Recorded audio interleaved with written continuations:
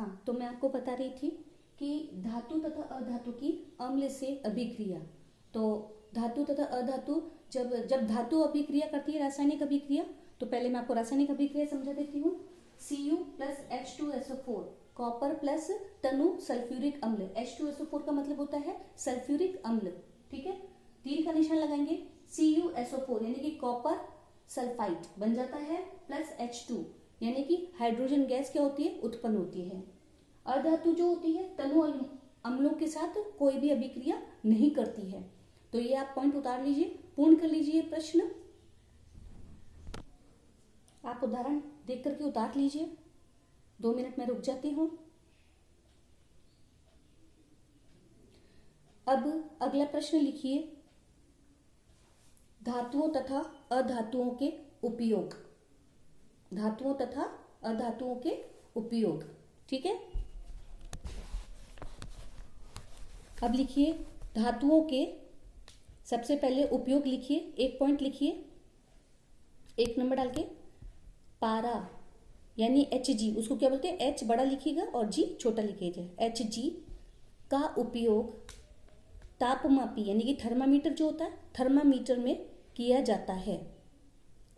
दूसरा पॉइंट लिखिए, सोडियम धातु से निर्मित सोडियम क्लोराइड, सामान्य नमक जिसे बोलते हैं हम लोग, है ना, NaOH, ठीक है, NaOH, sodium chloride, NaCl, sorry Cl chloride ले, NaCl, सोडियम कार्बोनेट धावन सोडा, कॉमा लगाते जो, सोडियम बाइकार्बोनेट, खाने का सोडा इत्यादि यौगिकों का उपयोग दैनिक जीवन में किया जाता है। तीसरा पॉइंट लिखिए, धातुओं का उपयोग भोजन पकाने के बर्तनों में किया जाता है, बिजली के उपकरणों में किया जाता है, और तांबे के तार यानी कि बिजली की जो तार होते हैं उसमें तांबे के तारों के रूप में उपयोग में आता है।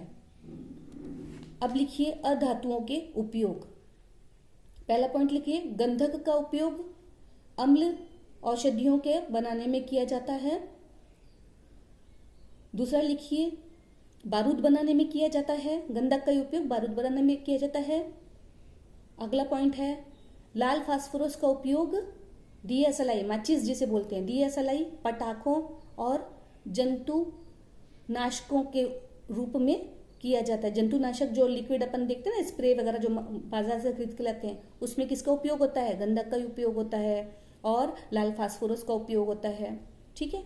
तीसरा पॉइंट लिखिए, ग्रेफाइट का उपयोग इलेक्ट्रोड बनाने में किया जाता है। इलेक्ट्रोड यानी कि आप गर्म पानी की मशीन देखते हैं उसमें, ठीक है। और उसके बाद आता है पेंसिल में जो आगे ऊपर होता है उसको बोलते हैं लेड यानी कि सीसा, है ना, सीसा बोलते हैं सामान्य भाषा में, उसको विज्ञान की भाषा में क्या बोलते हैं, लेड। तो लेड बनाने में किया जाता है, ठीक है। इसका जो उपयोग होता है ग्रेफाइट, पेंसिलों में ग्रेफाइट का उपयोग किया जाता है। एक प्रश्न और लिखिए, मिश्र धातु किसे कहते हैं। उत्तर लिखिए, 2 या 2 से अधिक धातु को मिला करके, निश्चित मात्रा में मिला करके वांछित गुणों वाला पदार्थ प्राप्त करना या पदार्थ बनाना, या क्या कहना चाहिए उसको, जो भी वांछित गुण जो उसमें हम जो हम गुण चाहते हैं, इस प्रकार का पदार्थ या धातु बनाना, ये सारे जो 2 धातुओं को मिलकर के जो बनाया जाता है उसको मिश्र धातु कहते हैं। मैं एक बार वापस परिभाषा बोल देती हूँ, 2 या 2 से अधिक धातुओं को निश्चित मात्रा में मिला करके उससे वांछित गुण धर्म प्राप्त किए जा सकते हैं, इस प्रकार के बने पदार्थ को मिश्र धातु कहते हैं। उदाहरण लिखिए, पीतल, कांसा आदि। प्रहलाद ने मेरे से पूछा था, मैडम ग्रेफाइट क्या है। ग्रेफाइट भी एक प्रकार का धातु है और यह इसका ये विद्युत का सुचालक है। कैसे है, अब ये इसका भी एक प्रश्न बना है, ग्रेफाइट के बारे में प्रश्न लिख लीजिए। ग्रेफाइट विद्युत का सुचालक है, क्यों, ठीक है। तो अब इसके बारे में बताती हूँ, लिखिए, ग्रेफाइट जो है एक प्रकार का अधातु है।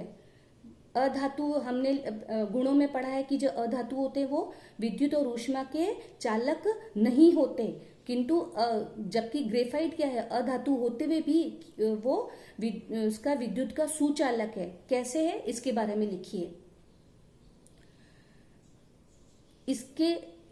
इसके इलेक्ट्रॉनिक विन्यास में, इसके आणविक संरचना में या इलेक्ट्रॉनिक विन्यास में मुक्त इलेक्ट्रॉन पाए जाते हैं, जिसके कारण यह आवेश उत्पन्न करने के योग्य होता है, जिस कारण यह विद्युत का सुचालक है।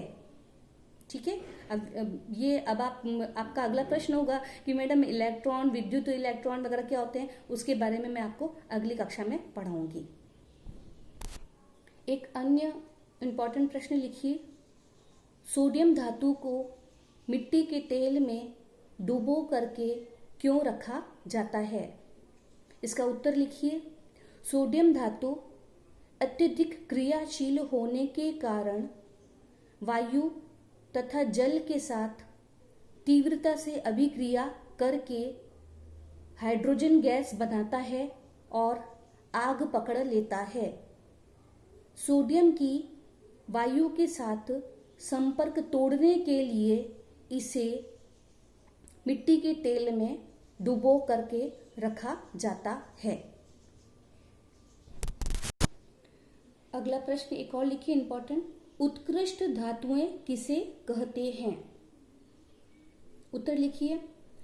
ऐसे पदार्थ या ऐसी धातुएं जिनके ऊपर वायु, जल, अम्ल तथा क्षार का प्रभाव नहीं पड़ता है, इस प्रकार की पदार्थ उत्कृष्ट धातुओं की श्रेणी में आते हैं, जैसे सोना, चांदी इत्यादि।